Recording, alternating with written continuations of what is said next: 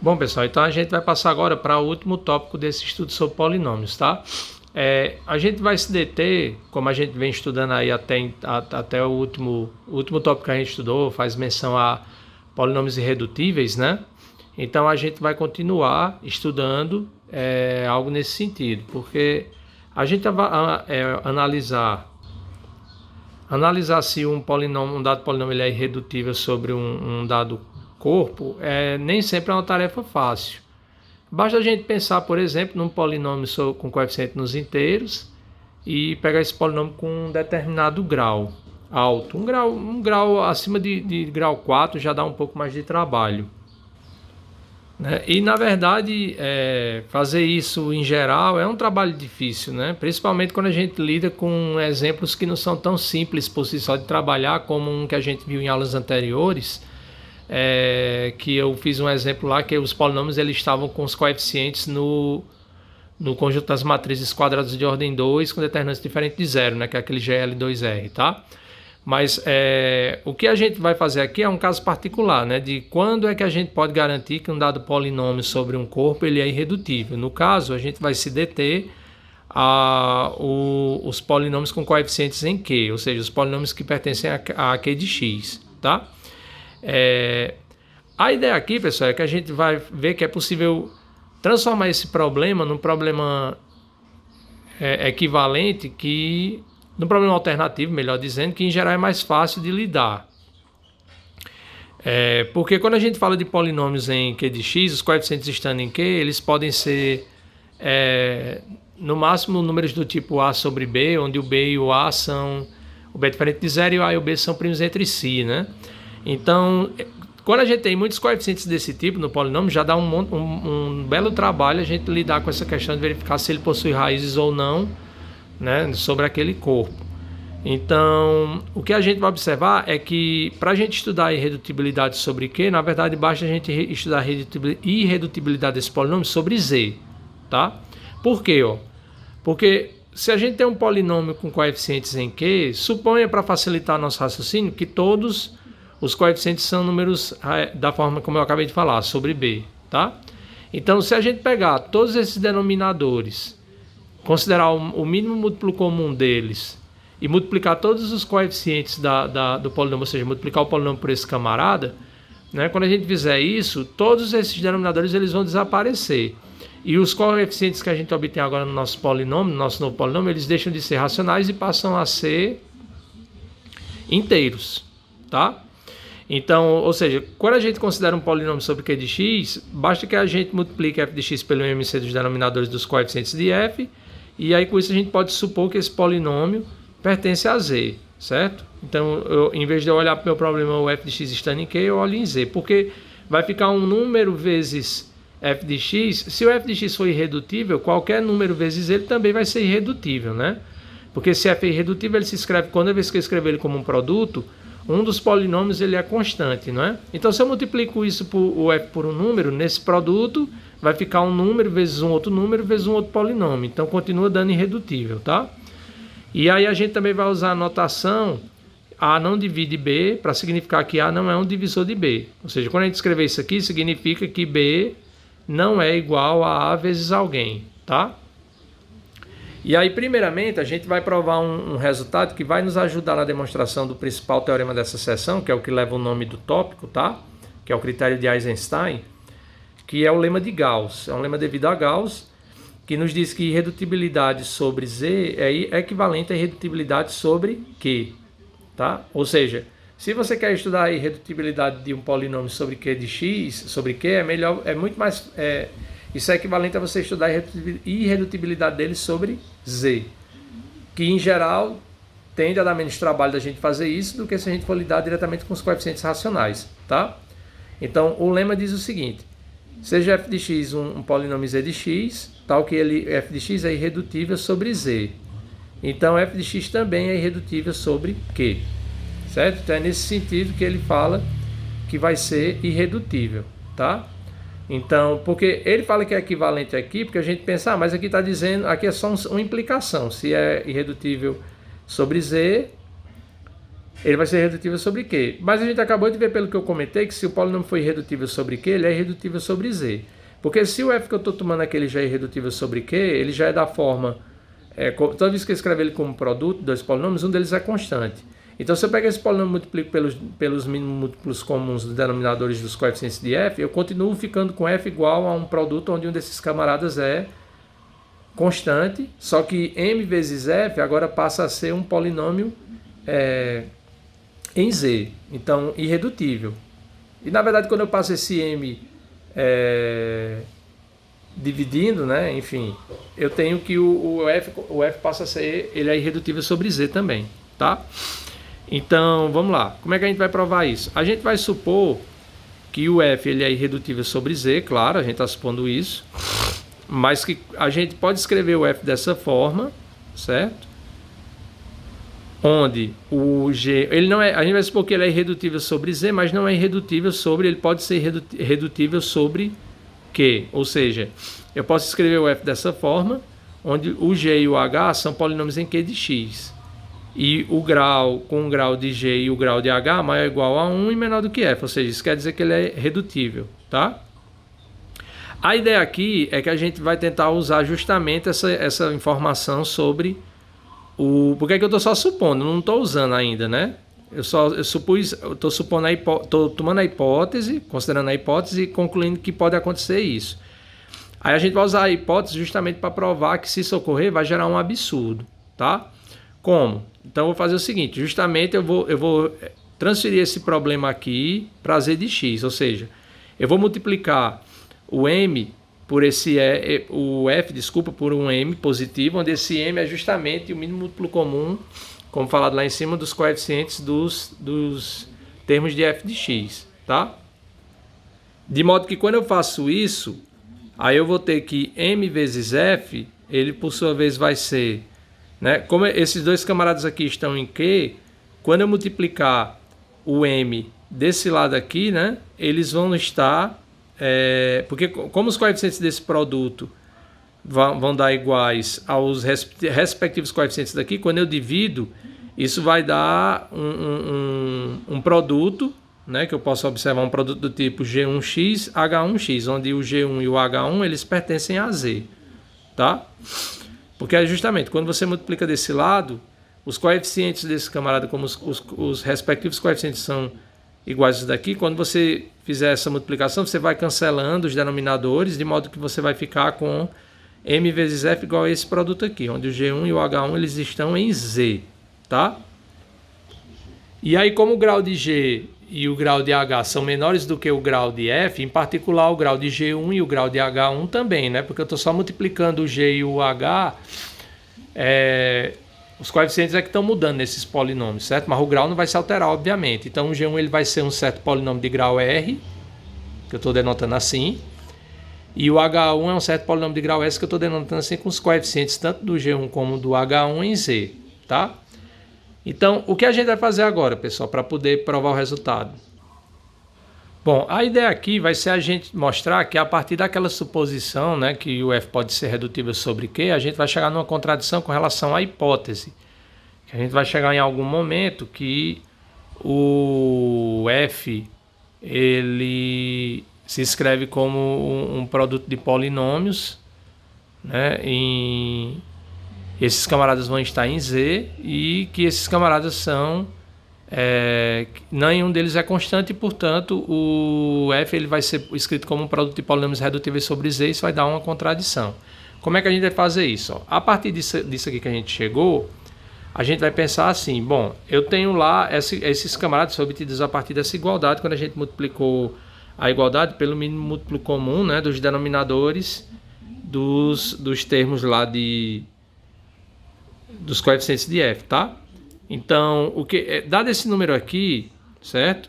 A gente sabe que dado qualquer número inteiro, né, composto, que no caso aí como o m ele é o mínimo múltiplo comum dos coeficientes dos termos de f, ele é um número composto em particular. Então a gente vai ter que existe um primo, né? Então suponha agora que p divide m com p'. Claro que isso vai acontecer porque como todo número inteiro ele se escreve como um produto de números primos, vai existir um P' que divide esse M, tá? Já que ele é composto, certo? Então o que a gente vai provar é que, para chegar no que a gente deseja, que o P ele divide ou todos os coeficientes do G, tá? Ou então o P divide todos os coeficientes do H, certo? Esse ou aqui, ele é um ou que pode ser inclusivo, ele não é um ou exclusivo, tá? Porque a gente vai usar essencialmente para mostrar isso, a gente vai usar o raciocínio de que quando um número primo divide um produto, ele divide pelo menos uma das parcelas, mas claro que ele pode dividir as duas, dependendo da situação, né? Mas pelo menos uma das parcelas ele divide, tá? Então, o que a gente vai fazer agora? Vamos lá. Vamos supor vamos mostrar isso. Então, como é que a gente vai mostrar? Por absurdo. A gente vai supor que existe, vamos supor que possa existir I nesse conjunto aqui de índices, né? Ou J e J aqui, tal que o P não divide a I e o P não divide BJ, tá? Ou seja, a gente vai negar isso aqui, né? Porque a gente vai provar que tem o P divide ou todos os AIs, ou o P divide todos os BJ, certo? Que aqui o livro esqueceu. Negar isso é dizer que existe pelo menos um I aqui e um J aqui, tal que o P não divide nenhum deles, tá? E aí a gente vai considerar o I e o J os menores possíveis com essa propriedade. Se for só um certo índice aqui e outros, serão esses que já só vai ter esses mesmos, mas pode ser que tenha mais de um, certo? Pela nossa suposição pode ser que aconteça isso. Bom, como o P divide M, então vamos lá, a ideia agora é o seguinte, como o P divide M, o P divide, né, quando a gente faz aqui nessa situação, o M vezes F é isso aqui, como o P divide esse M, o P ele vai dividir, né, o coeficiente de x elevado a I mais J desse polinômio, tá? Que é quem? Que é esse camarada aqui, né? Pela definição nossa lá de multiplicação, o coeficiente desse camarada aqui é o coeficiente CI mais J, que pela definição, como a gente está pegando G1H1, a gente começa com o coeficiente daqui de índice 0, vezes o daqui com índice igual a esse, e na soma o índice desse vai aumentando e o desse vai diminuindo. Então, o coeficiente do índice mais J, de índice mais J, que é o coeficiente desse termo, vai ser quem? P0 aí, vezes AI mais J, mais B1 vezes AI mais J menos 1, mais até BJI, né? Mais BI mais J menos 1 vezes A1 até BI mais J vezes A0, tá? Então, quer dizer, o P vai dividir esse coeficiente, né, do polinômio G1H1, pelo fato dele dividir o M, certo? E a gente pegou esse coeficiente aqui, pessoal, desse camarada, justamente porque a gente vai usar o fato de que o P não divide nem o AI, nem o BJ, justamente a gente pegou o índice igual aqui, ou a potência igual a I mais J, justamente para ver que se a gente supor isso, vai dar uma contradição com o fato do P dividir o M, tá? Então, como o P divide essa soma, então, né? Como o P divide essa soma, certo? A gente tem que o P ele vai dividir. Aí pela nossa escolha, né? Pela nossa escolha de IJ, a gente tem que o P vai dividir cada parcela dessa soma, né? Exceto o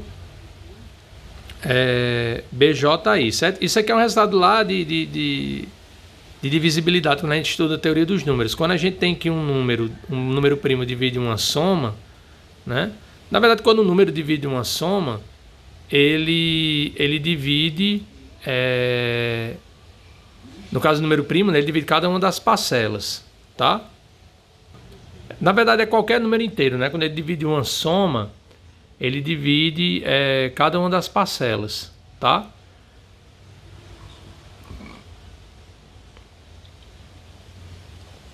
E aí, o que é que isso vai nos ajudar? Porque, observe, nessa soma aqui, apareceu justamente quem? O BJI, né?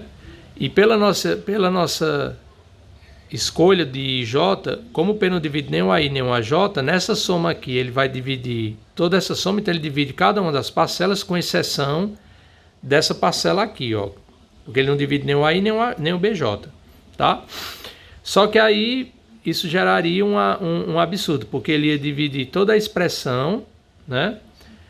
Mas aí ele teria que dividir, como ele divide toda a expressão, tem que dividir todas as parcelas. Então ele teria que dividir o BJ aí, certo? Então isso gera uma contradição. A contradição surgiu pelo fato da gente ter suposto que existia, né, índices tais que ele não dividia esse camarada e nem esse. E aí a conclusão que a gente chegou é que ele tem que dividir, né? Então esse absurdo foi gerado justamente do fato da gente ter suposto isso, tá?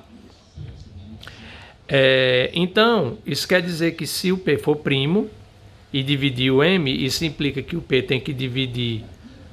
Como não ocorre isso, né? Então, ou ele tem que dividir, negar isso era o que a gente tinha dito lá que a gente ia provar. Ou ele vai dividir todo o AI para I variando de 1 a R, ou o P vai dividir todo o BJ para J variando de 1 a S. E aí, claro, a gente pode supor sem perda de generalidade que ele vai dividir todo o AI. Porque ou é isso ou é isso. Então a gente pode supor, a gente está supondo que vai acontecer isso no caso. Tá? Se não for isso, acontece isso, a gente ia supor que valeria isso aqui, para desenvolver o raciocínio. Aí com isso, a gente vai ter o quê? Que como o P divide todo AI, né, que são os coeficientes lá do G1, ó, então isso quer dizer que o G1 ele é P vezes um certo polinômio G2. Porque aí o que acontece é que aqui nessa escrita você escrever cada A desse aqui como sendo P vezes alguém. Então você colocaria esse P em evidência, aí o G1 ficaria P vezes o polinômio que restou, que a gente está chamando aqui de G2. Onde esse G2, novamente, é um polinômio Z de X, porque o G1 e o H1 já são, né? Então, o G1 vai ser um polinômio em Z de X, tá? E quando a gente multiplicar aqui na expressão que eu tinha... aliás, desculpa. Se eu escrever aqui o M, porque o P divide M, né? Então, se eu escrever aqui o M é P vezes M1, aí a gente vai ter o quê? Que P vezes M1 vezes F é isso aqui, ó, né? Estou escrevendo no lugar do G1 esse camarada. Então, aí eu divido, né? Cancelo o P em ambos os lados, aí vou ficar com M1 F de X, é G2 H1 de X. Onde esse M1, novamente, ele é o quê? Ele é inteiro, tá? E aí esse camarada agora é um polinômio, é um outro polinômio em Z de X e esse aqui também, certo? E aí, como o número de fatores primos de M, né? Porque observe, nessa decomposição agora, o que é que eu vou fazer? Eu vou aplicar o mesmo raciocínio que eu tinha aplicado anteriormente, tá? Porque o M1 sendo composto, né? Se o M1 for composto, então eu pego um primo que divida ele, certo? E aplico o mesmo processo. Aí nesse mesmo processo eu vou obter que na minha nova expressão, a partir dessa eu vou conseguir uma nova expressão, M2 de X, né, onde o M1 vai ser P vezes M2, um outro P, pode ser esse ou pode ser outro, tá? E do outro lado vai ficar, se dividir, ele dividir todo mundo aqui do G2 ou do H1, né, digamos que seja do H1, por exemplo, aí vai ficar M2, Fx, G2 de X, H2 de X. Se for daqui, aí vai ficar um G3, certo? De modo que quando a gente for fazendo essa conta sucessivas vezes, uma quantidade finita de vezes, essa quantidade de fatores primos, né, ela vai diminuindo, porque cada vez que eu escrevo isso aqui, ó, esse camarada ele tem menos fatores primos do que o da etapa anterior. Ou seja, o que vai acontecer é que em algum momento eu vou escrever o f de x, quando eu terminar esse raciocínio, eu vou escrever f de x como sendo que ele chama aqui de G asterisco, né? Você podia colocar, ele não bota, eu acho que GN, HN, porque ele não segue um raciocínio bem dessa maneira, vai depender de quem, dos coeficientes de qual polinômio o nosso número primo divida. Então aqui, ó, vai ser o f, depois dessa quantidade finita de etapas, o f vai ser escrito como G estrela de x, H estrela de x, onde esse G e esse H são inteiros, mas só que o G estrela e o H estrela são múltiplos, no caso aqui eu estou racionais, mas são múltiplos inteiros desses dois camaradas, tá? E isso contradiz a irredutibilidade de f de x sobre z. Por quê? Porque aí você teria Na verdade, ele bota racional porque, em particular, se é múltiplo inteiro, é um múltiplo racional, né? Porque os inteiros estão contidos em Q. Mas aqui, o fato de observar é que, nessa expressão aqui, né? Como eu tenho que esses camaradas aqui são polinômios, não são polinômios de grau não constantes, então esses camaradas aqui vão ser múltiplos desses polinômios aqui. Então, quer dizer, nessa expressão, eu tenho que o f se escreve dessa maneira, onde o g estrela e o h estrela estão em z de x, mas nenhum deles é constante. Então, isso contradiz a irredutibilidade de f sobre z, porque, por hipótese, né, o f de x ele é redutível sobre z. Então, se eu escrevo ele dessa forma aqui, sempre que eu escrever ele dessa forma com esses camaradas em z de x, um deles é constante, tá? Mas na verdade, pessoal, aqui tem que ser múltiplo racional. Múltiplo racional aqui é racional mesmo, porque na verdade o que ele está dizendo é o seguinte, é que esses polinômios aqui que estão em z de x em cada etapa, se a gente olhar com da etapa anterior, por exemplo, aqui, ó, o G1 era quem? O próximo polinômio, o polinômio que eu consegui a partir da decomposição anterior, para reescrever agora uma igualdade que envolva o f, dois polinômios em z de x, que foi essa aqui no caso, né? Foi a partir do fato de eu ter pelo raciocínio, visto que o G1 se escreve como sendo P, o número primo P, vezes o G2. Então, o G2, que é esse novo polinômio aqui que eu obtenho nessa etapa, para fazer a próxima etapa, ele é quem? Ele é 1 sobre P, né? Passando dividindo aqui, G1 de x, ou seja, os coeficientes de G vão ficar todos divididos por esse P aqui, tá? Então, na verdade, o G2 ele é um múltiplo racional desse camarada aqui, né? Só que ele, por sua vez, está em z de x, mas quando eu olho como múltiplo desse aqui, ó, ele é um múltiplo racional, certo? Então, realmente é racional mesmo que ele fala. Todos eles vão sendo múltiplos do anterior, né? Tá? São múltiplos do anterior, então isso significa que, no final, esses camaradas aqui, eles são polinômios que nenhum deles é constante, tá? Certo? Então, fica provado, né, que se eu quero estudar irredutibilidade de um polinômio sobre Q, por esse lema aqui, basta que eu observe se ele é irredutível sobre Z, tá?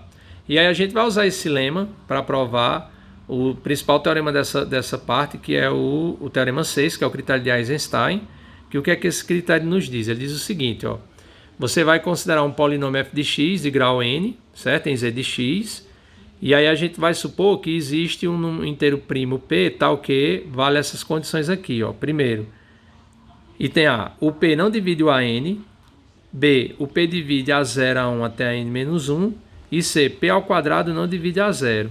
Então, nessas condições, a gente pode garantir que o f de x ele é irredutível sobre Q, tá? Então eu vou deixar para provar esse resultado no próximo vídeo, certo?